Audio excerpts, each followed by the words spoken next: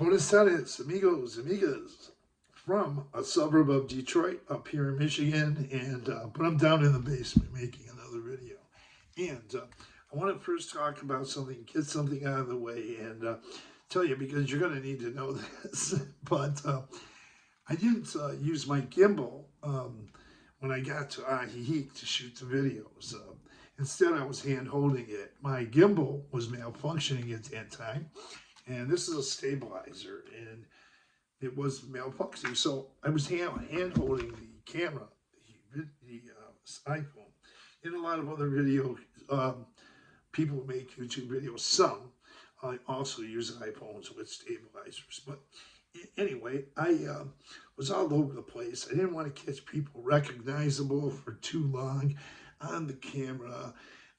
Didn't want to make them recognizable without their permission. Tried to move back and forth. Now, sometimes I did get people, and I made some mistakes, but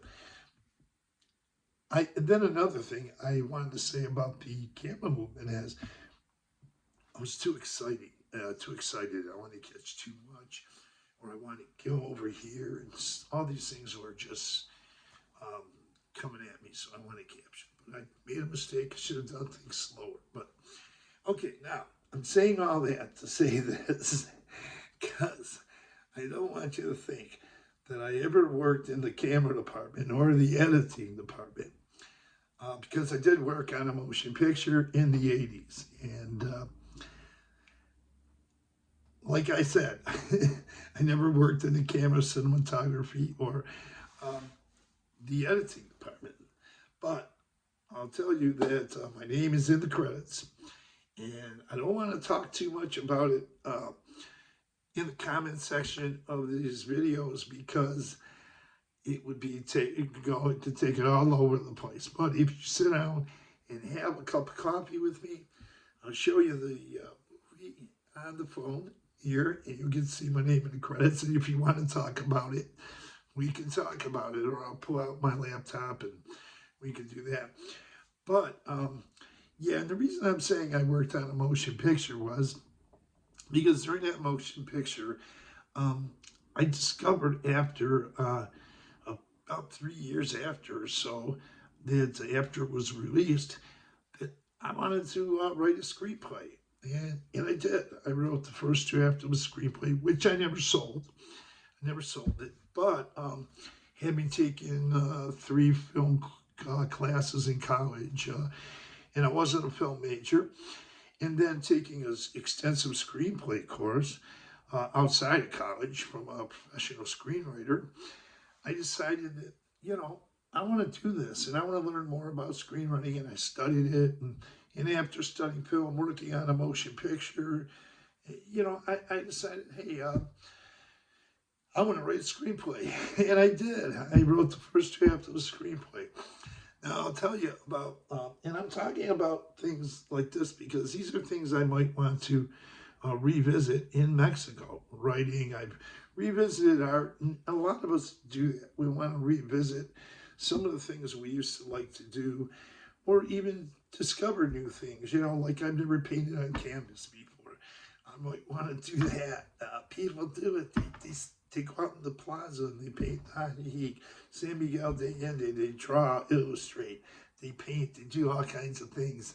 And with me, I rekindled my interest in drawing from being a kid. When I stopped doing it, I started doing other things, but I revisited that, and well, actually in San Miguel de Allende, and then the next snowbird season was in Ajijic, but that not the last time I was in Ajijic, but the other time I was in Javier Mina, and I started drawing and illustrating or making conceptual and abstract drawings and coloring them like I did in San Miguel, and I started putting them all over my walls, and I just got used to, being in Mexico. But as far as writing goes, I, in addition to the classes I took and working on a motion picture, which I was not a writer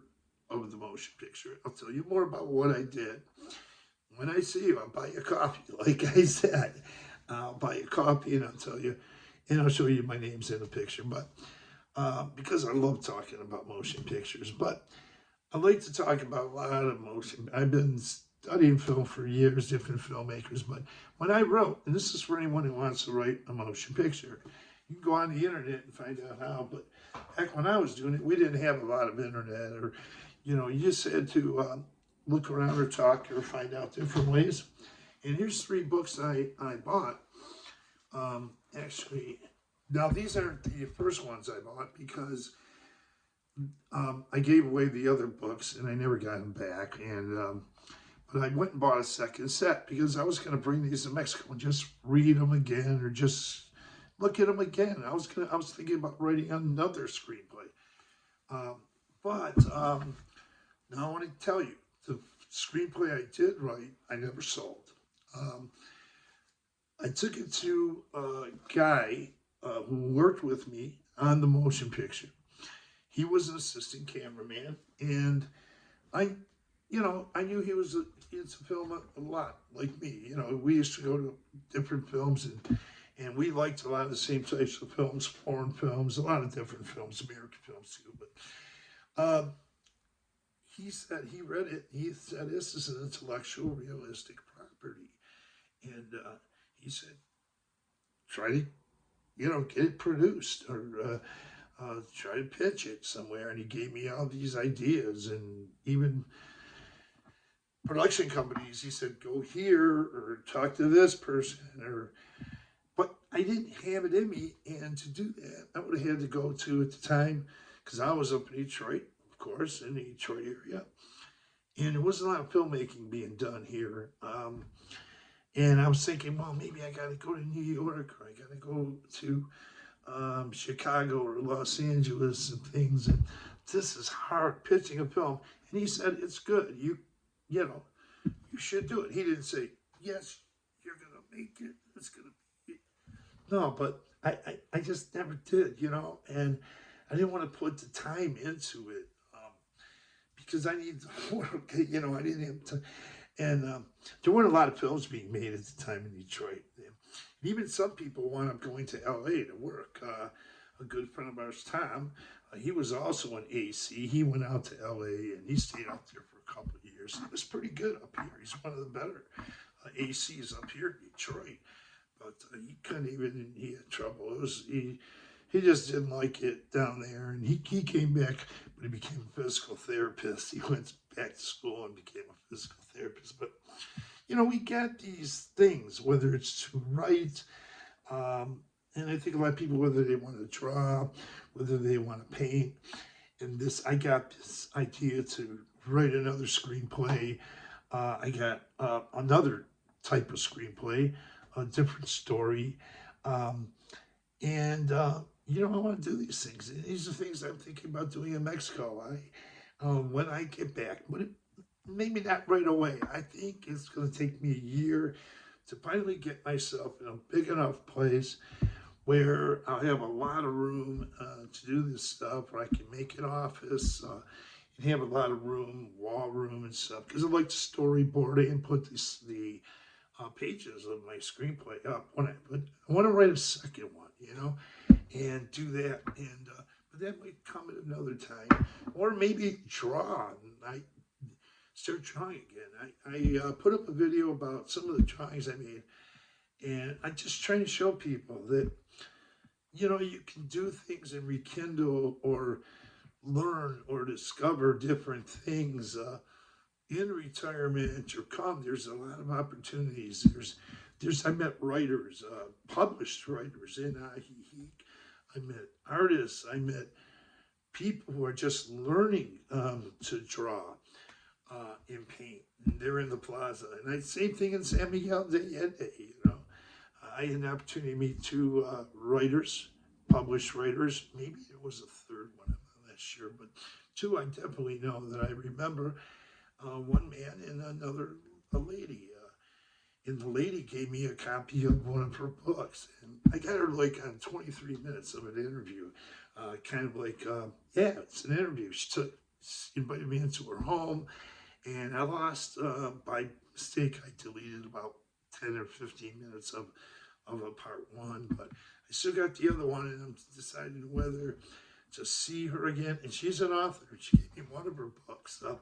She signed it, and seeing whether to do that or revisit that video and see whether I should put it up or not. But I have it stored.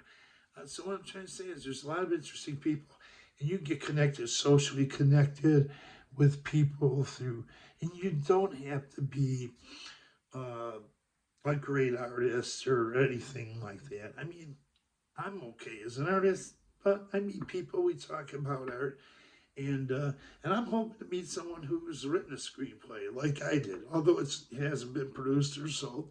I like to meet people like that, and I'm hoping I can meet someone. So maybe that's the reason I can use this as making this video. So make some comments in the comment section, but I can't tell you, or I won't rather, tell you what I did on that film.